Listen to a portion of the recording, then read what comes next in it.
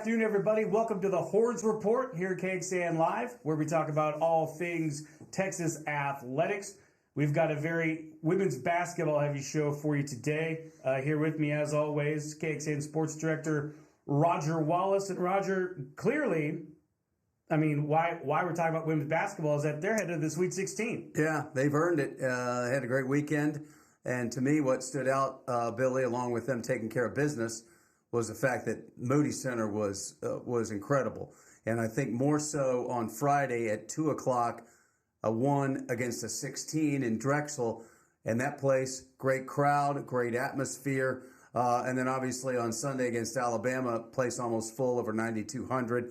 And a harder fought game that the Longhorns came through, an 11-point win. Yeah, they're headed back to the Sweet 16. I think back, Billy, to this summer, Vic Schaefer posted that Louisville score everywhere they could see at their practice facility. That second-round game where they lost to Louisville last year at Moody Center. Different circumstances. Texas was a 4, Louisville was a 5, but still. So they get their chance to go back to the Sweet 16. Madison Booker, another outstanding game. She had 21. And the odd part is, Billy, 24 hours after that game ends, sometime this evening, still not going to know their opponent because it's going to be late tonight before they find out who they'll play in Portland on Friday. Yeah, just another scheduling quirk of the March Madness tournament. The broadcasting rights, ESPN's got all of those for the women's side, so they're trying to stack their games across all their networks. Gonzaga and Utah is the game that plays into Texas, and they don't tip off until 9:30 p.m. Central, so 7:30 p.m. where they're playing the game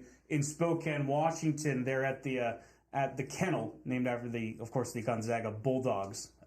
Funny little pun there, but yeah, so they've got to wait around all day and most of the night to figure out who they have to scout, who they're going to play, and it's kind of one of those things where, like, do you watch it as a team, or do you get some shut eye before you got to figure out who you're going to play? Yeah, it's going to be a late night. Figure it's not going to end until after 11:30. I'm sure the coaching staff will be locked in. Players probably will watch for a while, and then they'll have to get ready to go. But interesting, 2 years ago, Texas' season came to an end in Spokane, not at the Kennel on campus, but at the City Arena there in Spokane when they lost to Stanford in the Elite Eight, and could be on another collision course with the Cardinal. Just a different scenario here where Texas is the 1 seed. Stanford got all they wanted last night from Iowa State, won it in overtime.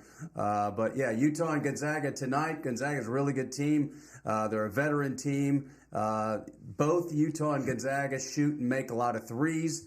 And usually Texas is really good at defending the three, and with their length and with their athleticism. And boy, it was on display on Sunday, Billy. 11 block shots in that game against Alabama. Yeah, and as I was, I kind of thought it was headed toward a record for Texas, but last year against East Carolina in the first round, they blocked 12 shots. But that's more so the game you might expect that. Yeah, sure, yeah. Yeah, I mean, I'm surprised they didn't do that against Drexel, where at times Drexel's biggest player was 5'11" on Friday afternoon. Right. Both the first and second round games, Texas did what they've done basically the entire season and just ruled the interior. Just clogged up the paint with their four number 4, number 5 players. Just they're so deep with their low block players that I know Alabama coach Christy Curry was almost just flat out baffled by the depth that Texas has down low. Yeah, and they're different type bigs. I mean, you look at Taylor Jones; she's the tallest at 6'4", and the reach. You look at Aaliyah Moore, and she is probably the most active on the ground. You look at Deanna Gaston; she's the most active in the air. She's real springy. So those three bring 3 different games, and Moore she was on a mission yesterday with the 21 points, the 10 rebounds, and the play that stuck out to me is when she ran the length of the floor in the second half to take a breakaway away from Alabama. Those are the plays Vic Schaefer will and the team will appreciate more than hitting a layup or something like that. But she talked about after the game how she missed it last year and she wanted so badly to get back, and Vic Schaefer wanted so badly to get to that next round. And then they're a 1. So they're going to be the quote unquote favorite, but just getting to that second weekend is such a big accomplishment. Going back to Moore's performance, that chase down block you talked about, that was, for me, that was a defensive play of the game. I mean, it weren't like they were in danger at that point. Right. I think they were up 7-8, something like that. They had a little bit of a cushion, but just how that play brought Moody Center back to its feet. 9,700 fans, nearly a sellout there for women's college basketball, which in and of itself is fantastic. Like the crowd there was great, but Moore's chase down block there, and she drilled that three-pointer, nothing but net. Texas's only three-pointer of the game, and her fourth made three-pointer of the season in 13 tries. She had a huge smile on her face running down the end of the floor. Yeah, she joked afterwards, if you leave me open, I'm going to take it. Well, she's taken it 13 times in a 30-game season, 30-plus game season. But yeah, she was just in one of those rhythms, and it's good because Shayla Gonzalez, who had a great shooting game on Friday against Drexel, did not.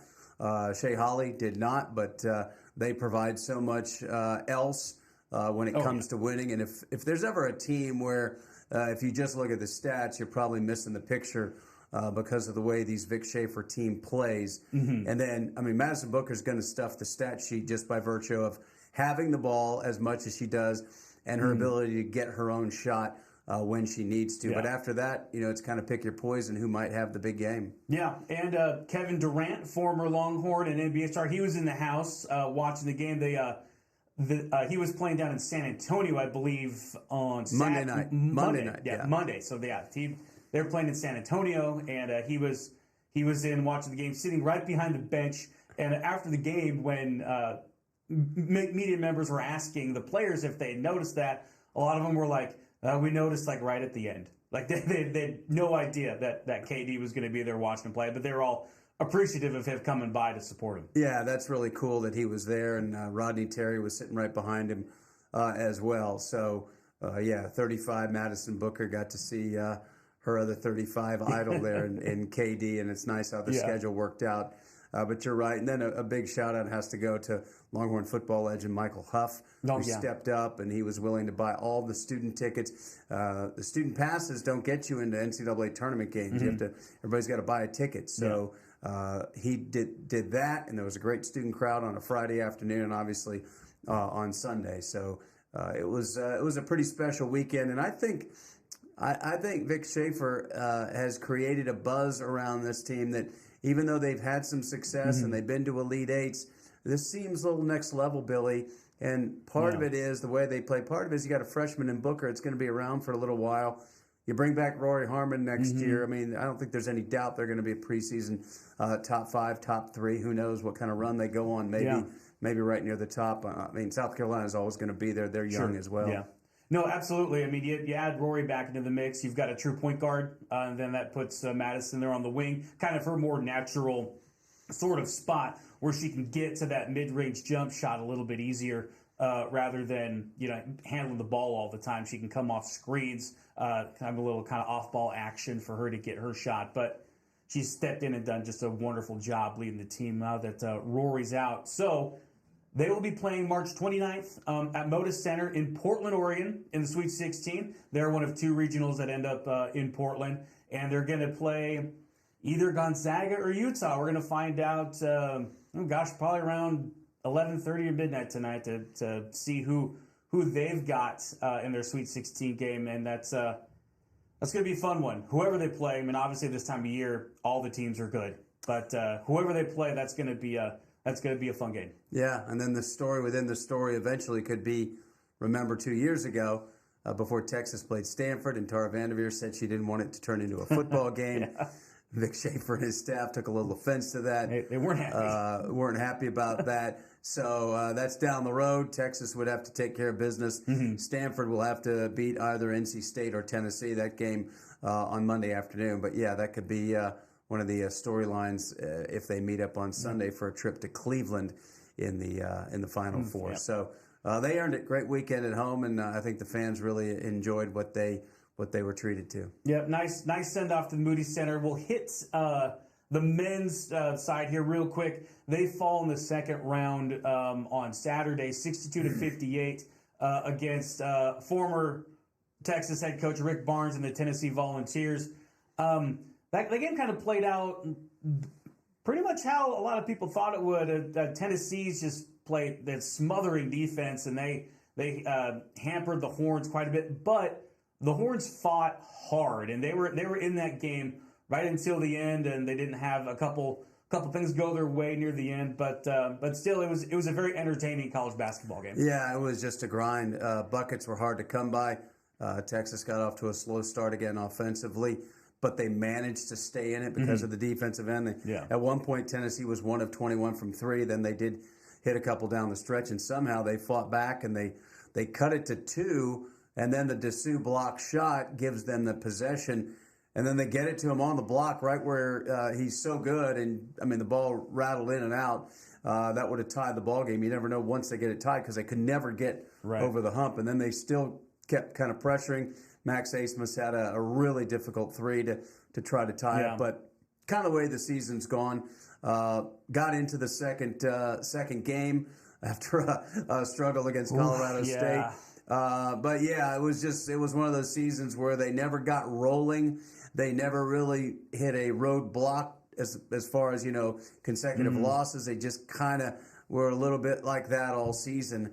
And now we got to see what Rodney Terry and his staff will do with this roster, because in college basketball now, it's going to be, you figure at least half your roster is going to change. Yeah, I mean, you can see who's in the portal. I mean, you got your incoming recruits. You got to figure out who's going to go to the portal potentially. You got to kind of re-recruit your own players back to the team, which it sounds really weird to even say out loud, but that's the reality of it now with the transfer portal and kind of the freedom of movement that players have now, sort of like a free agency in professional sports. So yeah, everybody's on a 1-year contract. Yeah, I know. Like it's pretty crazy what's happening right now, and I mean some of it is driving coaches.